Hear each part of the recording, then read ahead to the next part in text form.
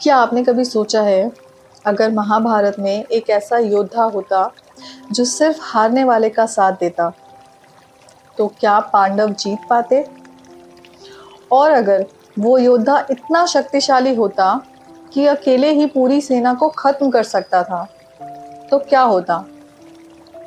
ये कहानी है उस योद्धा की जिसका नाम था बारबरी, जिसे आज हम जानते हैं खाटू श्याम जी के नाम से। बारबरिक महाभारत के महान योद्धा घटोत्कच के पुत्र थे और भीमा के पोते।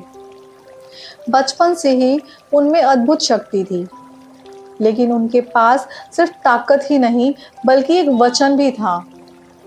उन्होंने अपनी माँ से वादा किया था, मैं हमेशा हारने वाले का साथ दूंगा। बारबरिक ने भगवान शिव की कठोर तपस्या की। उनकी भक्ति से प्रसन्न होकर भगवान शिव ने उन्हें दिया 3 अमोघ बाण। इन बाणों की शक्ति इतनी भयानक थी कि एक बाण दुश्मनों को चिन्हित करता, दूसरा उन्हें खत्म कर देता और तीसरा वापस उसके तर्कस में आ जाता।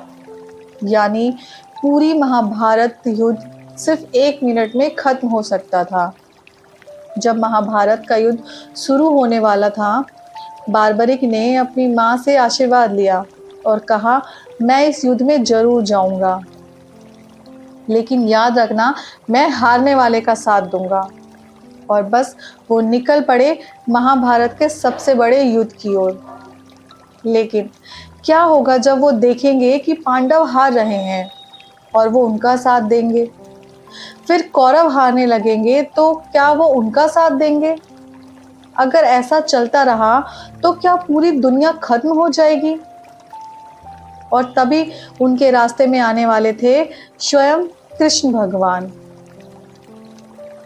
महाभारत का युद्ध शुरू होने वाला ही था और उसी समय एक ऐसा योद्धा युद्ध भूमि की ओर बढ़ रहा था जिसकी शक्ति से पूरा युद्ध पल भर में खत्म हो सकता था। बारबरिक।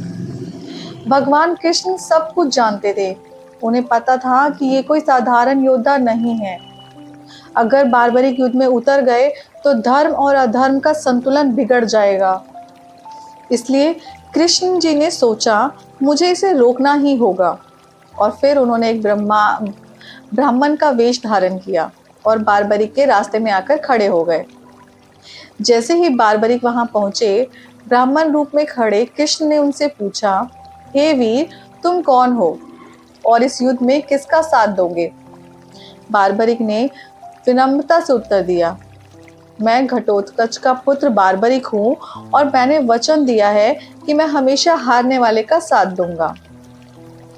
कृष्ण मुस्कुराए, लेकिन उनके मन में चिंता थी।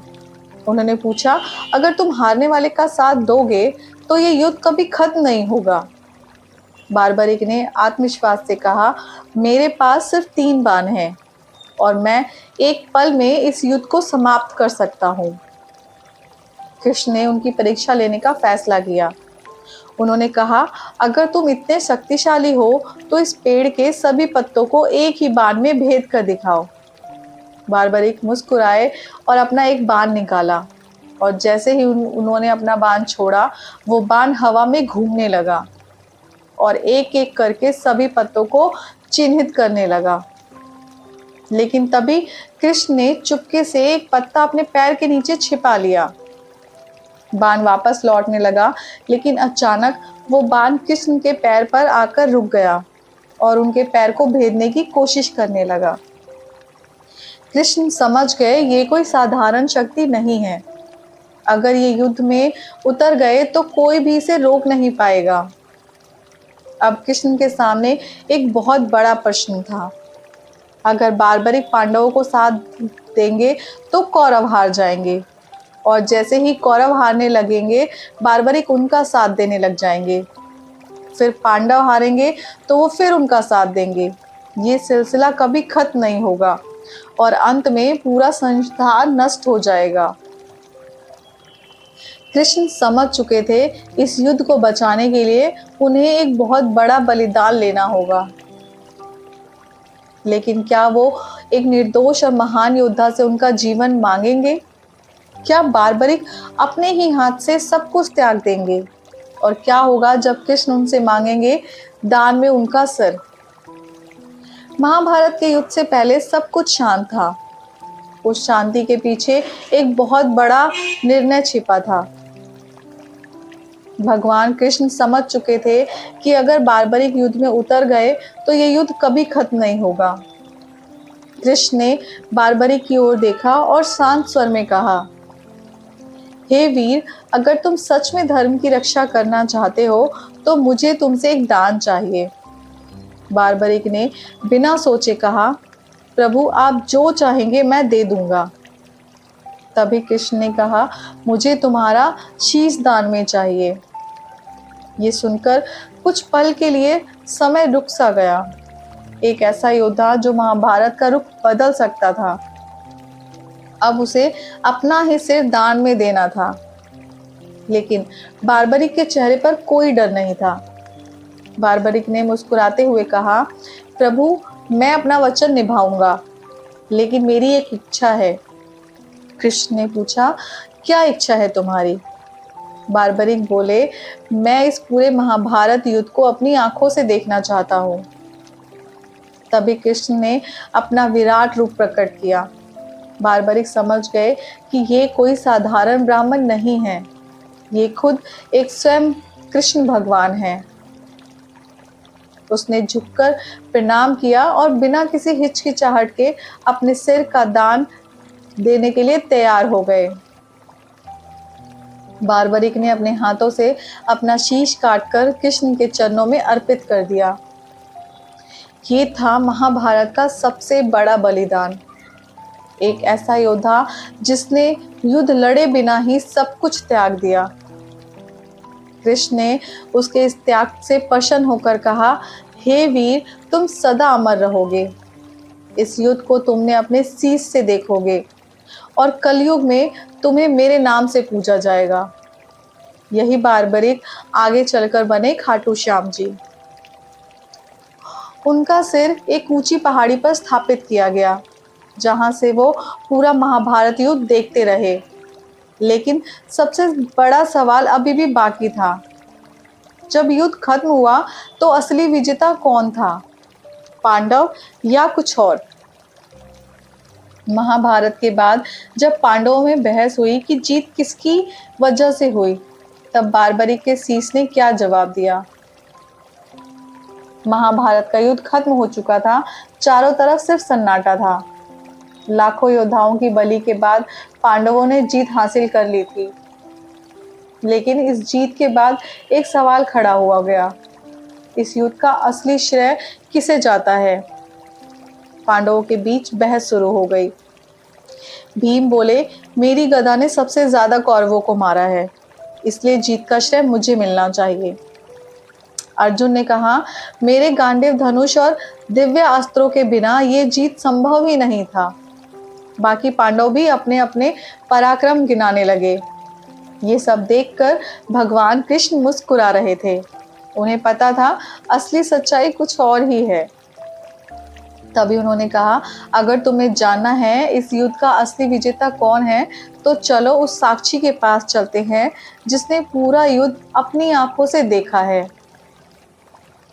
सभी पांडव और कृष्ण उस पहाड़ी की ओर बढ़े जहां रखा था बारबरिक का शीश। वही शीश जिसने पूरे युद्ध को बिना पलक झपकाए देखा था। कृष्ण बारबरिक से पूछे, हे वीर, तुमने पूरा युद्ध देखा है, अब बताओ इस जीत का श्रेय किसे जाता है? बारबरिक का उत्तर सुनकर सबके होश उड़ गए। उन्होंने कहा, मैंने युद्ध में सिर्फ एक ही शक्ति को काम करते देखा है। ना अर्जुन थे, ना भीम थे, ना कोई और योद्धा, सिर्फ भगवान कृष्ण।